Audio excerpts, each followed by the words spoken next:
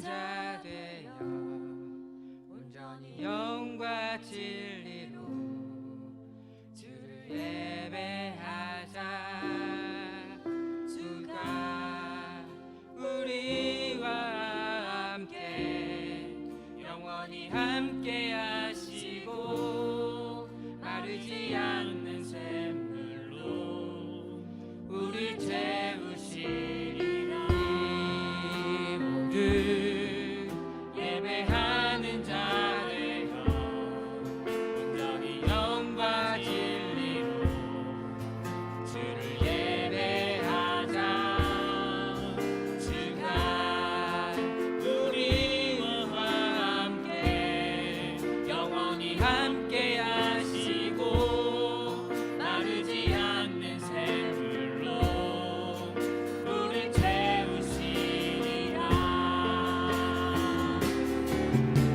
우리 모두 예배하는 자 되어 온전히 영과 진리로 주를 예배하자. 주가 우리와 함께 영원히 함께 하시고 마르지 않는 샘물로 우릴 채우시리라. 우리 모두 예배하는 자 되어 온전히 영과 진리로 주를 예배하자. 주가 우리와 함께 영원히 함께 하시고 마르지 않는 샘물로 우릴 채우시리라. 우리 모두 예배하는 자 되어 온전히 영과 진리로 주를 예배하자. 주가 우리와 함께 영원히 함께 하시고 마르지 않는 샘물로 우리 모두 예배하는 자 되어 온전히 영과 진리로 주를 예배하자. 주가 우리와 함께 영원히 함께 하시고 마르지 않는 샘물로 우릴 채우시리라. 우리 박수 치면서 신나게 찬양합니다. 주 안에서 기뻐해.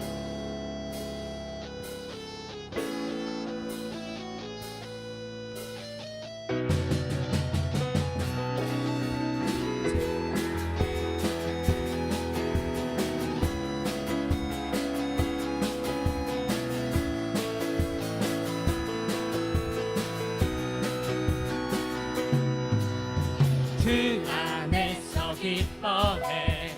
주 안에서 기뻐해. 주님 주신 기쁨으로 기뻐하라. 주 안에서 기뻐해. 주 안에서 기뻐해. 우리의 힘은 주를 기뻐하는 것. 주 안에서 기뻐해. 주 안에서 기뻐해. 주 안에서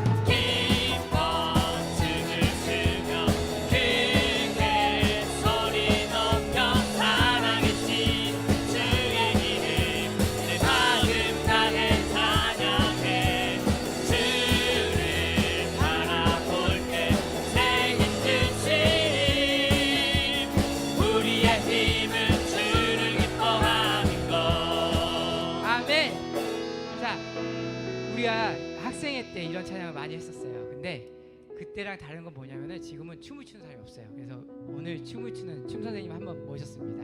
우리 예은이 양 나와 있어서 우리 한번 같이 율동 따라 한번 해볼게요.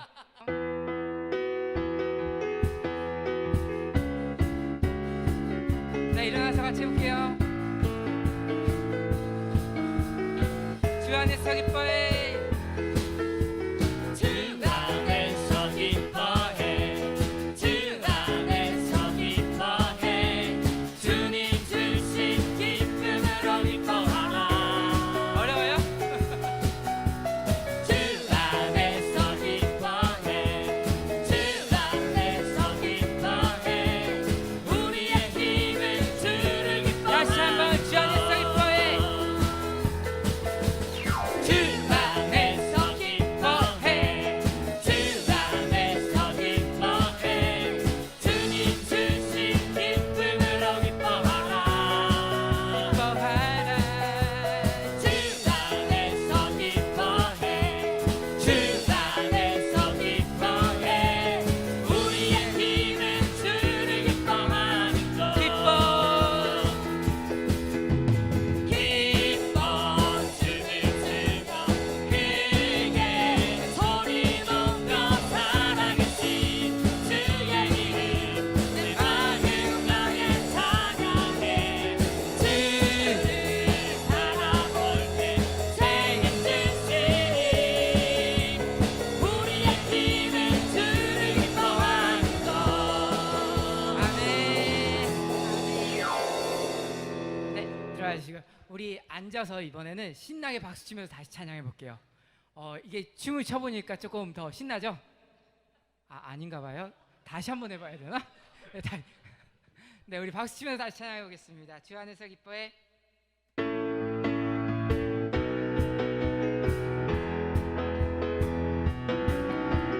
주 안에서 기뻐해 주 안에서 기뻐해 주님 주신 기쁨으로 기뻐하라. 주 안에서 주 안에서 기뻐해 주 안에서 기뻐해 우리의 힘은 주를 기뻐하는 것. 기뻐 춤을 추면 기뻐 춤을 추며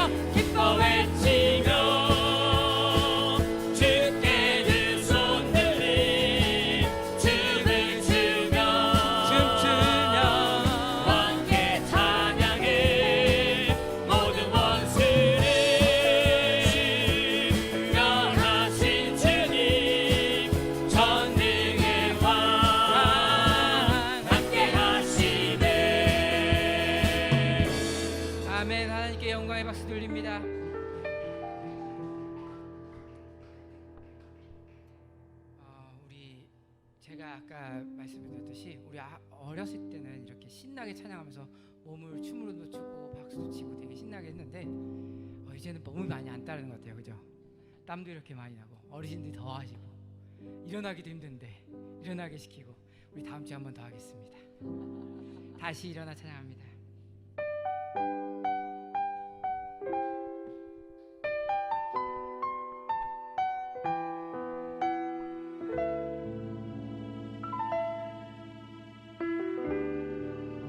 나는 내 마음의 복음이 내 마음의 복음이 응했던 곳에서 다시 아버지를 만나고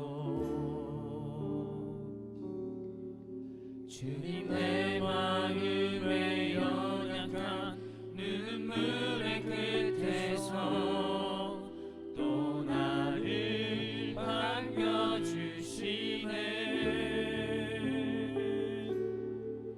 작다 생각했던 그의 부르심 다시 나를 회복해 하시네. 다시 일어나 주를 예배함이 내 모든 기쁨이 되리. 이게 기쁨 되어 삶의 모든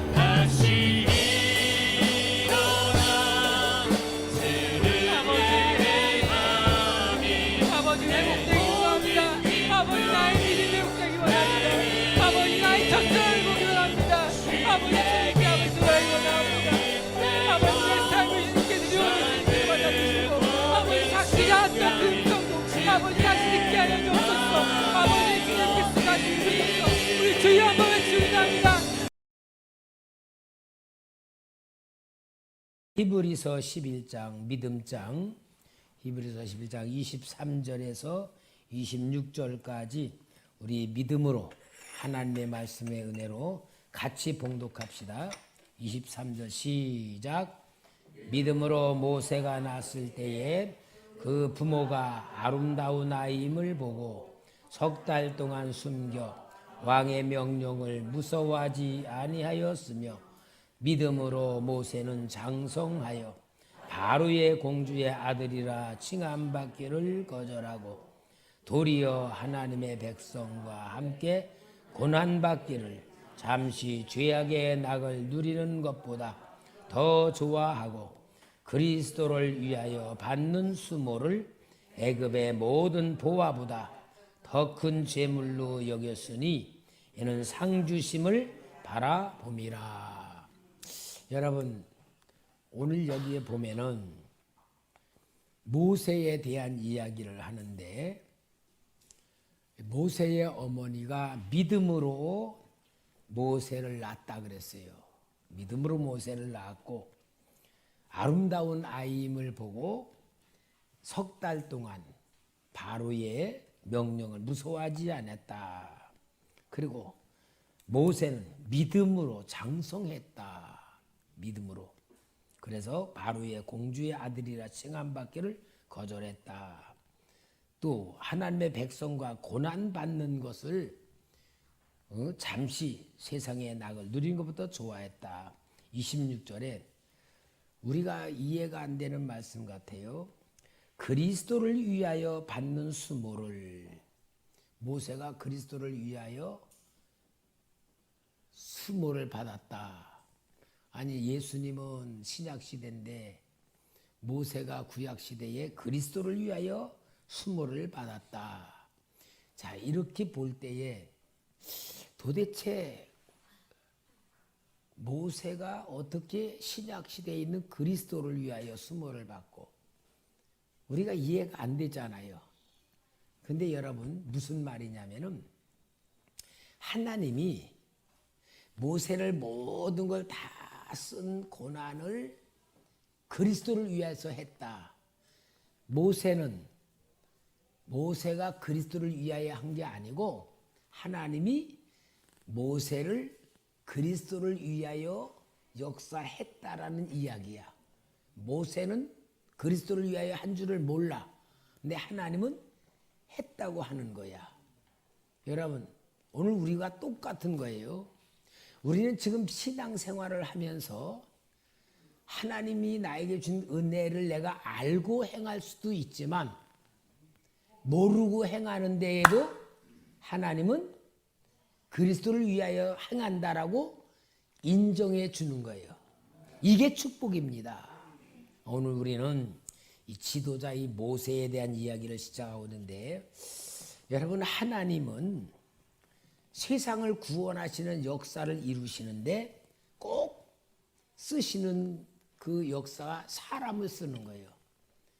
그러니까 여러분, 하나님의 역사는 오전에도 설교했지만 하나님이 역사하시는데 그 역사는 사람을 통해서 역사하시고, 그죠? 사람을 통해서.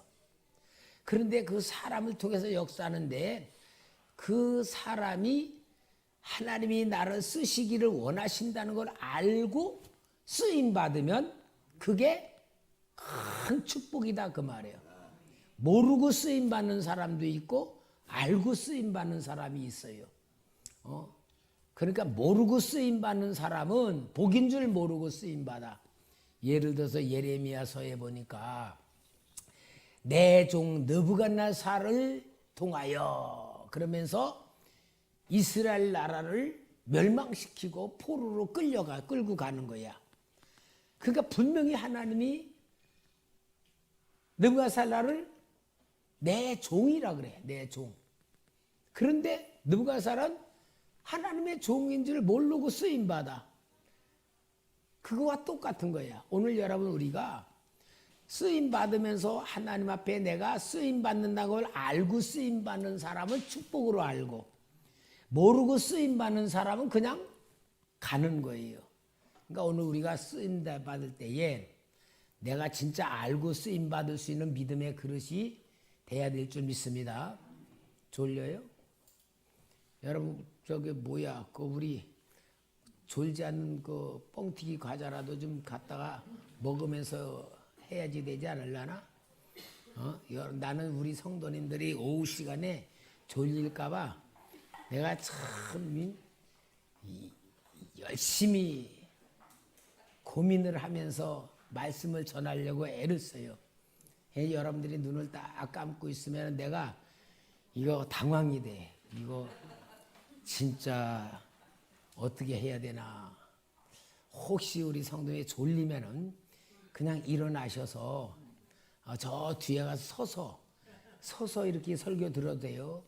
우리가 학교 다닐 때 강의를 들을 때 점심 먹고서는 제일 졸릴 때요. 그러면은 일어나서 강의실 뒤에서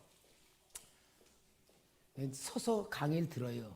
우리 교수님들은 그러면 저 전도사님이 졸려서 그런구나 하고 다 이해를 해주거든요. 그러니까 여러분들이 하여튼 저를 위해서 여러분 자신도 있지만 저를 위해서 정말 눈 감지 마시고 뒤에 서서 일어서서 그렇게 해주시기를 바랍니다. 오후 예배가 제일 힘든 때인데 하여튼 여러분 우리가 지금 서로 협력하면서 말씀을 전하는 저에게 절망감을 안기지 않도록 협력해 주시길 바랍니다. 하나님께서는 사람을 통해서 역사하시는데 알면서 쓰임받는 사람은 축복이고 모르면서 쓰임받는 사람도 있다. 근데 느부갓네살 왕은 모르면서 쓰임받았는데 그러면서도 하여튼 하나님의 백성들을 멸망시키는 도구로 쓰임을 받았어요. 그 하나님이 내 종이라 그랬어. 결국은 느부갓네살 왕은 쓰임 받으면서도 하나님 앞에 구원받는 믿음보다는 그냥 쓰시다가 버림받는 믿음의 사람이 된 것 같아요. 근데 여러분 하나님이 그 사람을 쓰시기 위해서 계획을 세우시고 그 계획을 세우셔서 그 사람을 일꾼으로 그릇으로 만드시려면은 꼭 필요한 게 있어요. 뭐가 필요할까? 훈련. 근데 훈련이 뭐라 그래? 고난이라 그래. 그러니까 여러분 오늘 우리가 훈련 받을 때에 고난이라는 것을 통하여 우리는 만들어져가는 그릇이 되는 거예요. 그래서 고난과 역경을 통해서 하나님이 그 사람을 그릇으로 만들어가는 거예요. 그래서 그 고난과 그 훈련을 통해 만들어지면서 그 사람을 하나님이 쓰시는 도구로 쓰시는 것만큼 모세가 고난을 통하여 훈련을 통하여 하나님이 쓰시는 그릇이 되었다.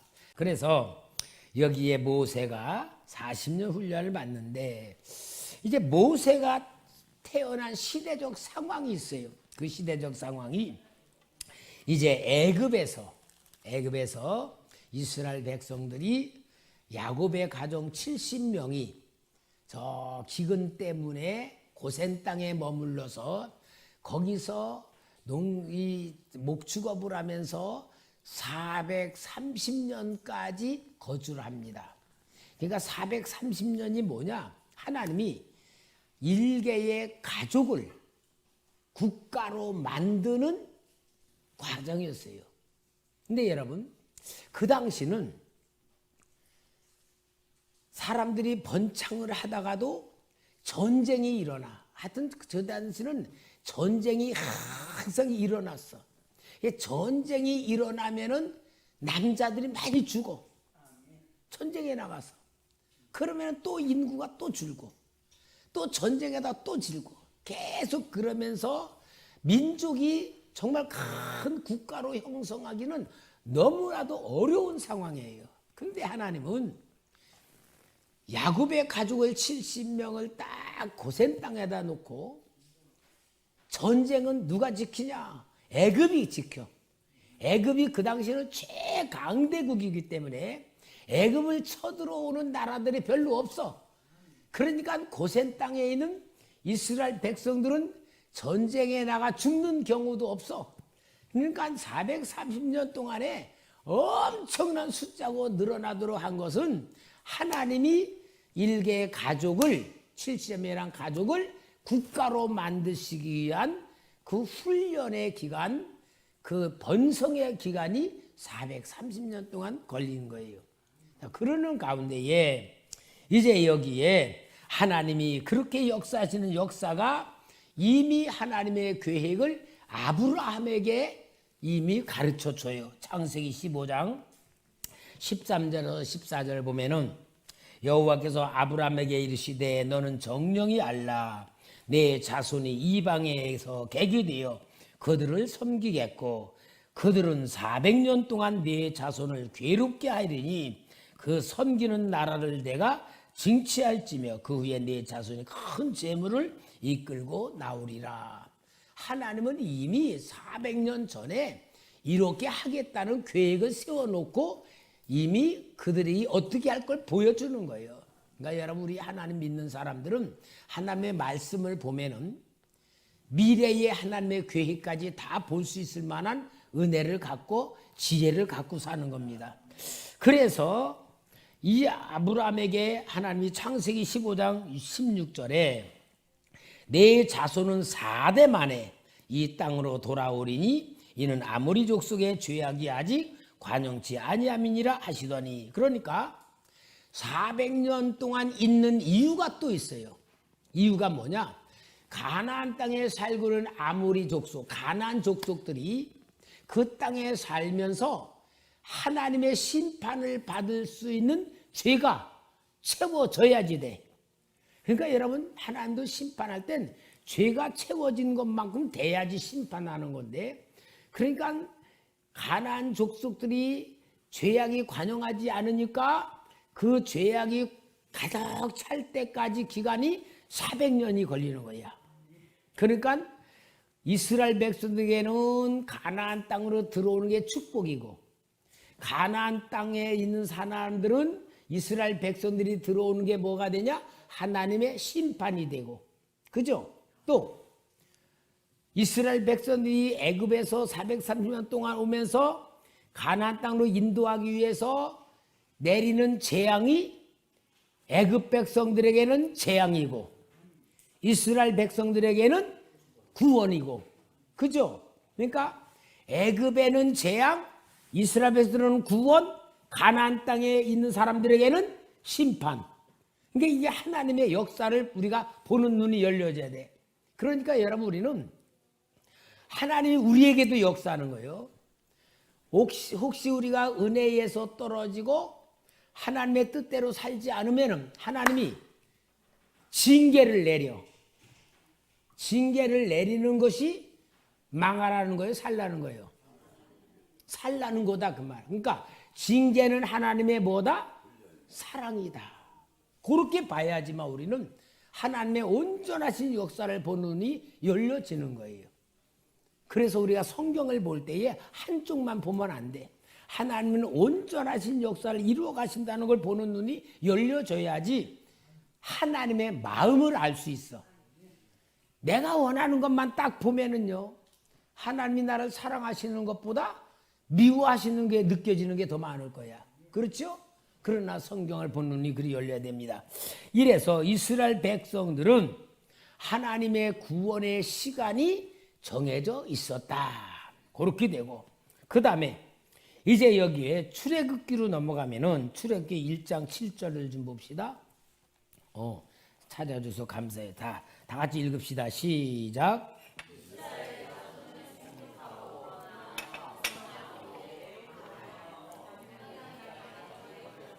그러니까 하나님의 이스라엘 백성의 고산 땅에서 계속 생육하고 막 번성하면서 막 넘치는 막 역사가 있어 고센 땅이 가득하게 될 만큼 막 일어나는 거야.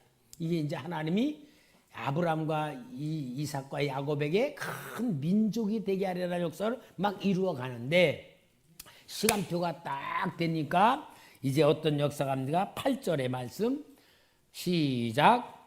요셉을 알지 못하는 새 왕이 일어나 애굽을 다스리더니 이제 요게 뭐냐면요. 애굽의 역사를 보면은 요셉이 총리가 될 때에는 원래 애굽에서 일어난 통치자인 바로가 아니에요. 그 당시 애굽을 다스리던 그 왕조가 있었는데 힉수스 민족이라는 셈족이 쳐들어와 가지고 애굽을 다스렸어. 그럴 때에 요셉이 총리가 된 거야. 그랬는데 이제 계속 이루어지다가 애굽 사람들이 우리 민족이 우리나라에서 왕이 돼야 되지 않냐 가지고 반란이 일어났어. 그래가지고 이제는 힉소스 민족이 아니고 애굽의 진짜 민족을 통해 일어나는 왕이 일어난 거야. 그 왕이 여기 요셉을 알지 못하는 바로야. 그러면은 이 요셉을 알지 못하는 바로가 볼 때에는 요셉이 총리할 때에 그 왕조가 마음에 드는 왕조야, 안 드는 왕조야? 마치 우리나라 일제 36년 때에 일본 사람이 다스렸을 때에 일했던 총리와 똑같은 거야. 그러니까 요셉을 알지 못하는 왕이라는 건 뭐냐? 요셉의 역사가 싫어졌던 역사야. 왜? 우리나라를 침략했던 왕조에 의하여 총리가 됐던 사람이니까.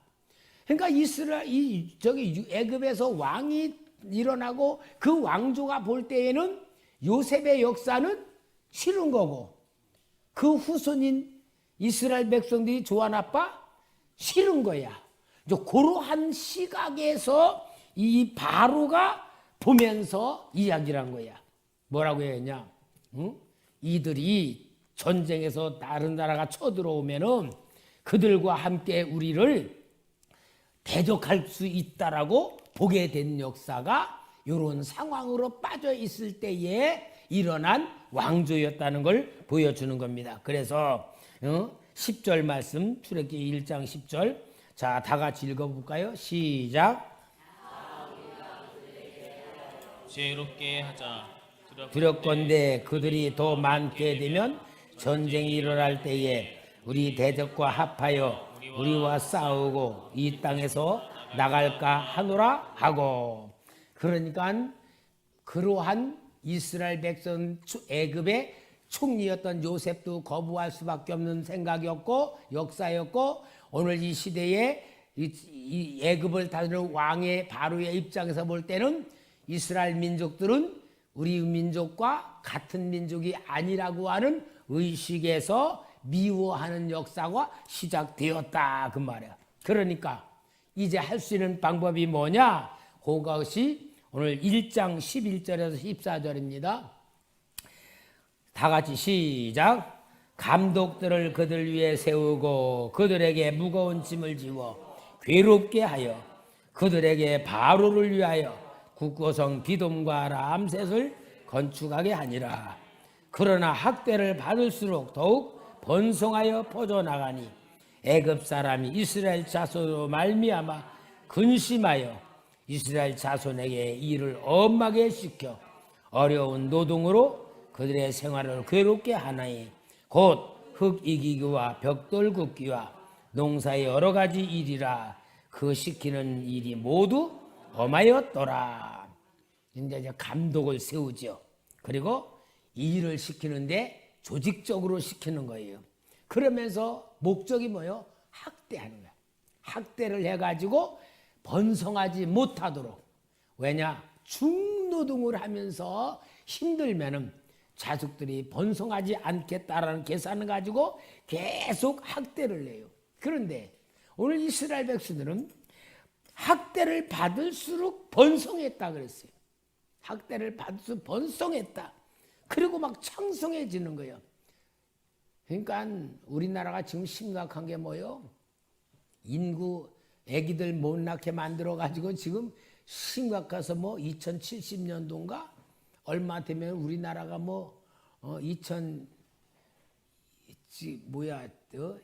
그때 되면 우리나라 애기들이 다 없어져면 이제 나라가 없어진대요. 그만큼 인구학자가 심각한 얘기를 하는데 이거 큰일 났어요. 근데 이스라엘 백성들은 낳지 말라 그래도 자꾸 나가지고 바로가 걱정거리가 되고 얼마나 어려워요. 그러니까 어떻게 해요? 이번엔 더 강경 정책을 써서 남자를 낳으면은 나일강에 버려라. 여자들은 그냥 살려줘라는 명령이 내립니다. 22절 말씀. 그러므로 바로가 그의 모든 백성에게 명령하여 이르되 아들이 태어나거든 너희는 그를 나일강에 던지고 딸이거든 살려두라 하였더라. 참 얼마나 무서운 엄명입니까? 진짜 이 무서운 엄명을 내려요. 그럴 때에 모세가 태어났다. 그러니까 여러분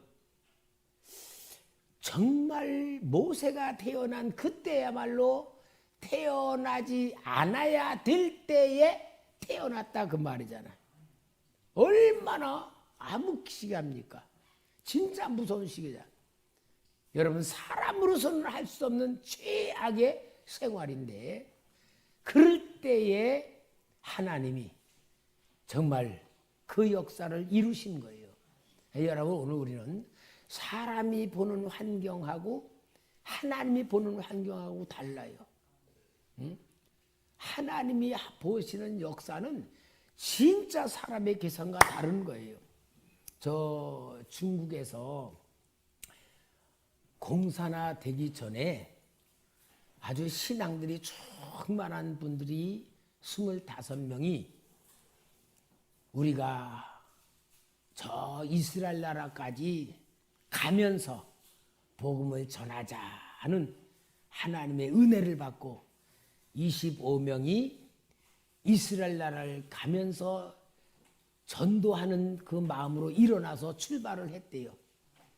정말 은혜가 충만한 사명감 가지고. 그런데 가면서 계속 전도하면서 가는데 이제 중국 국경까지 딱 갔을 때에 그때에 공산화가 됐다는 거야. 그러니까 이 공산당들이 그 전도하러 나가는 사람들을 다 잡아서 감옥에 집어넣었대. 그래가지고는 얼마나 혹독한 고문과 고통을 줬는지 하는 거기 있는 사람이 다 감옥에서 죽었대요. 근데 한 사람만 계속 견뎌 있는 건데 그 감옥에 있는 사람들이 얼마나 이 예수 믿는다고 괴롭히는 이 공산당이 진짜 더 강하게 괴롭히는데 맨날 막 두들기고 먹는 거 뺏고 그래서 막 진짜 사람이 견딜 수 없는 상황이 되는데 하루는 그 죄수들이 이 사람을 너 예수 믿는다고 내쫓았대. 감옥 밖에 그 방에서 아니고 그 마당에서 그 추운 겨울에 막 눈들이 쌓이는데 신발도 안 씻기고 옷도 그 완전히 허름하고 얼어 죽으러 내보냈다는 거야. 근데 이 사람이 그런 고난 속에서도 정말 주님 앞에 주님만 붙들고 견뎌나가는데 이 사람이 주님 앞에 기도해. 주님 내가 너무 힘들고 죽겠습니다.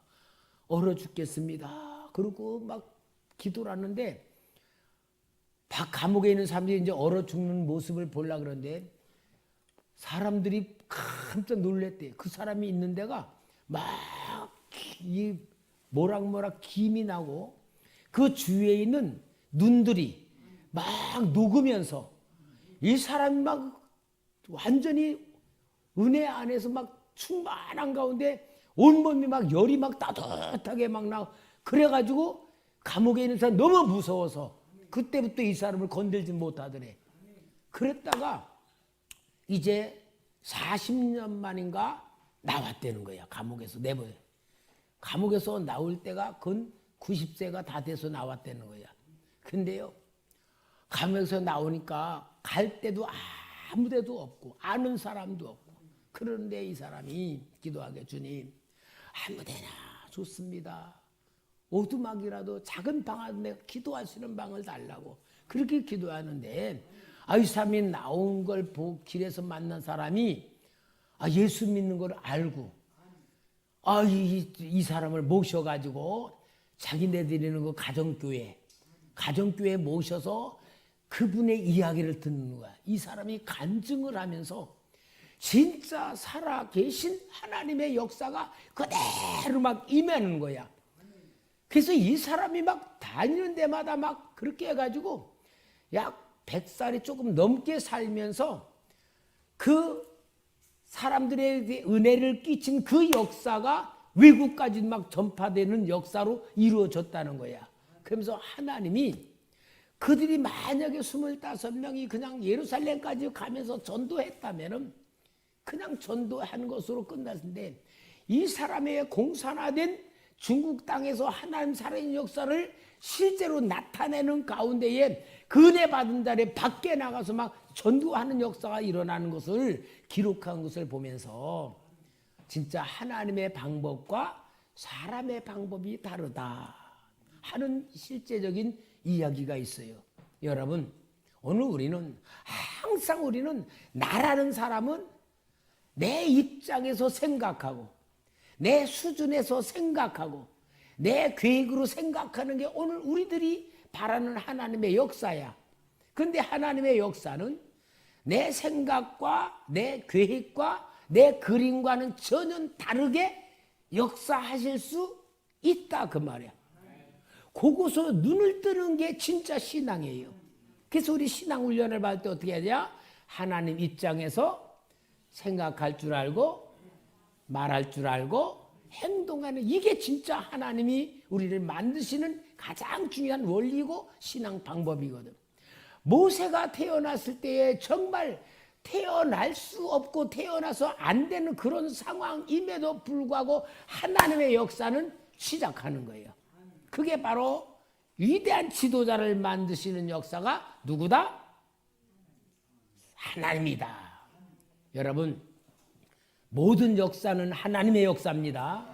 우리에게 일어나는 모든 역사도 내 역사로 보면은 염려되고 근심되고 걱정되고 불안하고 답답하고 그래요. 그러나 내가 하나님 자녀라면은 내 역사는 아니고 하나님의 역사다. 하나님의 주권이다. 하나님의 계획이다. 이렇게 하나님의 역사라는 자존감 가지고 우리가 어떤 어려움이든지 하여튼 하나님이 하시는 거로 믿고 기다리고 기도하고 통과될 줄 믿습니다. 그게 우리가 만들어지는 하나님의 방법인데, 그래서 여기에 이제 2장 1절에 보니까 레위 가족 중 한 사람이 가서 레위 여자에게 장가들었더니, 여러분 레위 지파, 이 레위 지파를 하나님이 하나님의 역사에 쓰임받는 지파예요. 레위 지파. 요 레위 지파에 대해서 이제 우리가 한번 공부할 텐데 너무 기가 막힌 지파야. 레위 지파에 대한 것이 나오는데, 그래서 레위 지파의 한 가정에서 모세가 태어납니다. 그런데 여기 이 출애굽기 2장 2절에 그 여자가 임신하여 아들을 낳으니 그가 잘생긴 것을 보고 석 달 동안 그를 숨겼으나, 여기에 잘생겼다는 것을 우리가 볼 때에 미남으로 생겼다 그게 아니고 영적으로 볼 때에 하나님의 영이 들어있는 사람으로 보았다 그 말이야. 그런데 여러분,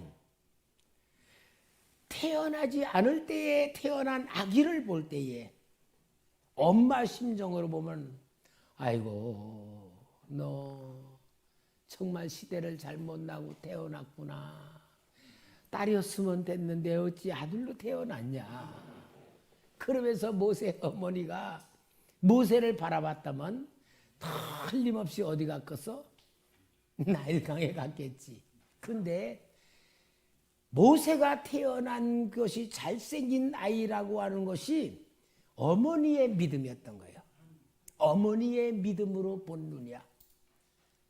여러분, 어머니가 자식 안 사랑하는 사람이 어디 있겠습니까마는 어머니의 눈에 내 눈으로 본 자식이 아니라 하나님의 영이 들어있는 자식으로 본 어머니의 눈, 어머니의 믿음, 어머니의 영의 사람, 이게 모세를 살리는 거예요.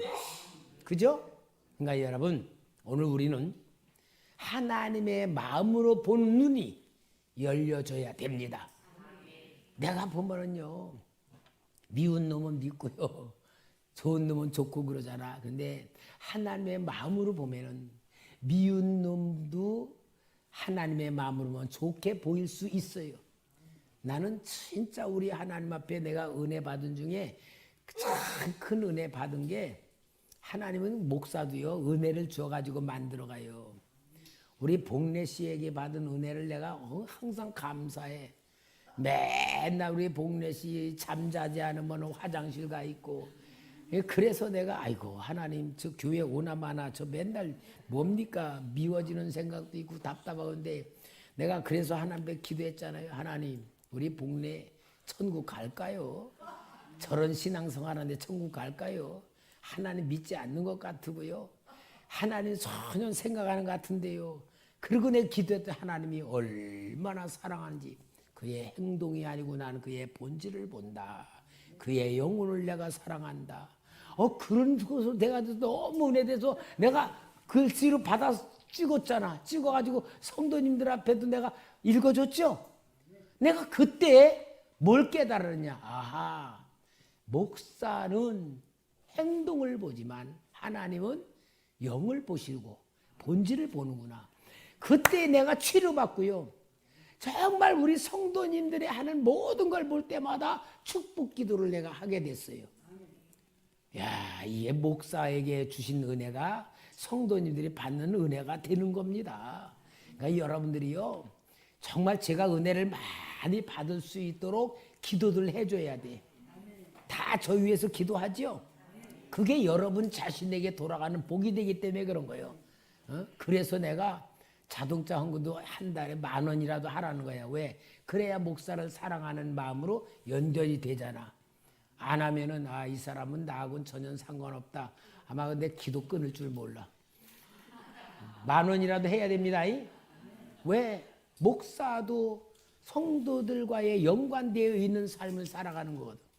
그러니까 여러분 우리는 하나님에 의하여 하나님이 만들어가고 하나님이 보게 만들고 하나님이 살리는 거고 하나님이 인도하는 겁니다. 모세의 역사가 그 역사를 우리에게 보여주는 역사예요.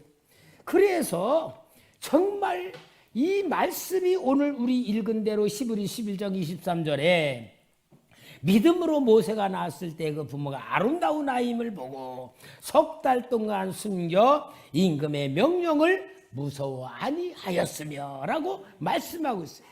이 아름다움이란 말이 히브리 말로 토부라. 토부, 최상, 최고, 선 그런 말이에요. 그러니까 여러분 하나님께서 함께 하시는 역사의 시작이다. 그래서 이제 여기에 모세를 3달 동안 숨겼다가 애기 울음소리가 이제 더 우렁차니까 밖에까지 들리니까 이제는 할 수가 없어. 이 어머니 요게벳이 정말 모세를 갈대아 상자를 만들어요. 파피루스로 갈대 상자를 만들고 그 상자의 밖에 물이 스며들면 역청을 발라. 역청을 바르고 이 역청을 발라 거기에다가 모세를 놓고 그 다음에 그것을 날강에 띄우는데 여러분 방주와 이 모세를 띄웠던 갈대 상자와 똑같은 거야. 똑같은 거야. 구원. 물에서 구원. 그거예요. 성경은 정확하게 그렇게 매체를 맞춥니다. 그래서 이 어머니 요게벳이 그 미리암에게 지켜보라고 딱 놓는 그 순간부터 그게 뭡니까? 하나님께 맡기는 거예요. 따라합시다. 하나님께 맡겨야 하나님이 책임진다. 그거예요, 여러분. 하나님께 맡겨야 하나님이 책임진다. 바꿔 말하면 하나님께 안 맡기면 하나님이 책임질 수 없다. 여러분 제일 중요한 거 나를 맡겨야 돼. 나를 하나님께 맡기는 게 믿음이라 그러는 거야. 여러분 믿음으로 사는 사람은 하나님이 책임집니다. 하나님은 50% 믿고 50%는 내가 살아가야 돼. 맡겨질 거는 맡겨지고 못 맡겨지는 건 내가 책임지고 그러면 하나님이 50%만 책임질 수밖에 없어. 여러분 우리 손해보는 삶 살지 맙시다. 맡겨보세요. 제가 목회하면서 진짜 어려움을 당하고 사람이 해결할 수 없는 상황에 빠진 성도님들에게 몇 분에게 내가 이제는 막다른 골목이니까 죽으면 죽고 살면 살고 하나님께 맡깁시다. 그래서 목사님 그래요. 그런 사람들은요 실제 기적이 일어나더라고. 왜? 하나님께 맡기니까 하나님이 책임지는 거야. 그게 우리 전에 김경순 집사님이서 이정현 집사님하고 김경순 집사님 안양에서 사는데 완전히 다 까먹고 사글세까지 다 까먹었어. 사글세 보증금까지 다 까먹었어. 그런데 거기에서 이제는 집에서 나와야 돼. 나와야 되는데 집을 얻으러 다녀도 없고. 그러니까 김경순 집사 그러는 거예요. 목사님 진짜요. 방은 3개 있어야 되고요. 우리가 가려면 집은 비어 있어야 돼. 왜? 이사 날짜가 없으니까 비어 있어야 되고요. 보증금은 없다시피 한 사글제 집이 나와야 돼요. 그런데 내일 모레 집 나와야 뭐라 그러냐. 아유 목사님 이제 할 수 없어요. 거리로 나가서 살림 다 길에 내놓으라면 내놓고 하나님 알아서 하세요. 그러겠어요. 그렇게 할 정도 되니까요. 본인도 힘들지만 목사인 나는요. 진짜 힘든 거예요. 여러분 성도님이 힘들면요. 목사는요. 진짜 아버지 같은 심정으로 힘들어요. 애가 타고 하나님 기도해도 꼼짝 안 하시고 진짜 하나님 기도해도 꼼짝 안 하시고 그럼 어떻게 해요? 할 수 없이 하나님 바라볼 수밖에 없잖아요. 그런데요. 실제로 집을 나가기 한 달 하루 전에 방을 얻어 나갔는데 방 3개에다가요. 그게 너무 신기해서 우리가 가서 신방 갔었잖아요. 그러니까 하나님은요. 어떻게 하냐. 네가 진짜 맡기냐 안 맡기냐고 하나님은 또 기다리시나고 애간장을 녹이셔. 믿음으로 하나님께 맡겨야 되는데 안 맡기고 맨날 이러고서 하나님 뭐라냐. 야 그거 놔라. 내가 책임지마. 너 그거 포기하라. 내가 책임냐. 그러는데요 우리는 안 믿어지는 거야. 안 맡겨지니까 해결하려고 발버둥을 찾죠. 그게 우리들의 삶이더라고요.